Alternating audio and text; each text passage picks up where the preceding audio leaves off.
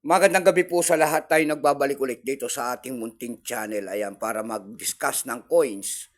Kung magkano ng kanyang presyo sa ating mga online selling. Isa naman tayong kolektor. Magandang gabi po sa lahat ng kolektor. Ayan, mga numismatis po. Ayan. Ang pag-usapan nating barya po, ito po ay barya po ng Pilipinas. Ayan.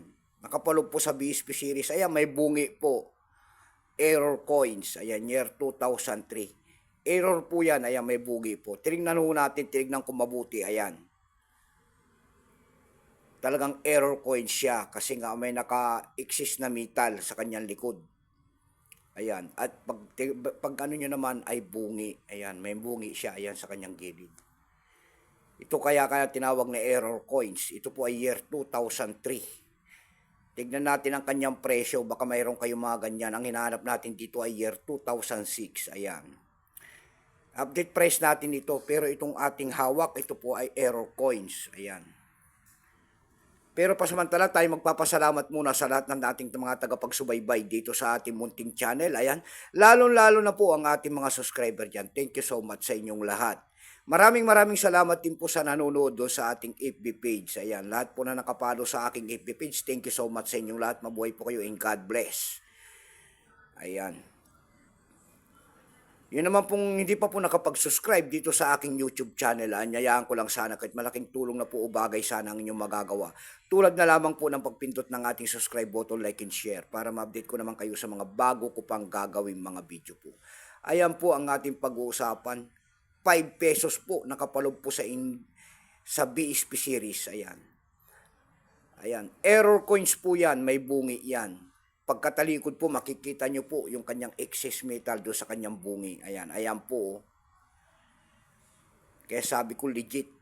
Legit po yan na bungi. Ayan, hindi po gawa ng tao. Sa machine siguro yan.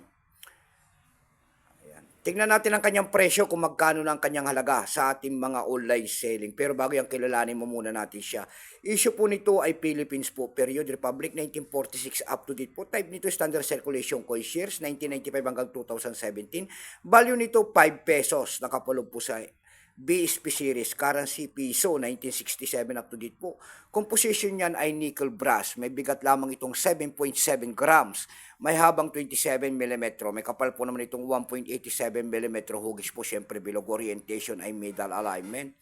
Number N-1680. Reference number KM-272. Ayan, Central Bank seal within circle. In gear design scallop borders. Ayan, yung kanyang yan, kung tawagin nila yan. Ito po ay cut wheel po. Ayan, dyan po bumabase ang ating mga kolektor kung ano reverse o die ang isang coins. Ito pong year 2003 na ito po ay 19%. Ayan, wala pa po may pakita ang ating Bangko Sentral sa barya na ito kung ilang piraso ang kanilang ginawa. At ito po ay ating ginagamit pa. Kaya wala pa po. Pero may price na po yan doon sa ating numista rin. Ayan, binigyan na po ng presyo.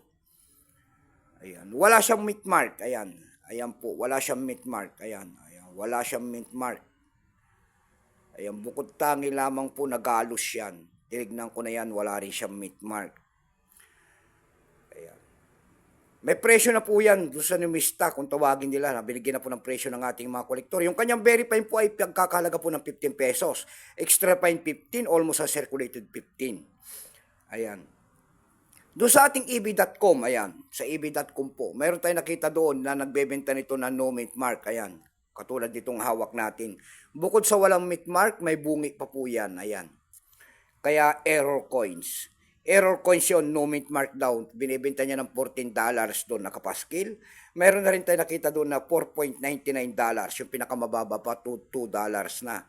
Dako naman tayo sa Carousel PH, error coins din ang kanyang binibenta, wala rin mint mark. Pero dalawang error tong atin. Walang mint mark at saka may bungi po. Ayan. 600 pesos ang kanyang binibenta sa Carousel PH. Yung mayroon naman tayo nakita doon nagbebenta nito ng 350 pesos. Nasundan po yan ng 240 pesos lamang. Ayan lamang po ang ating may babaging kanyang presyo. Keep safe po sa lahat in God bless.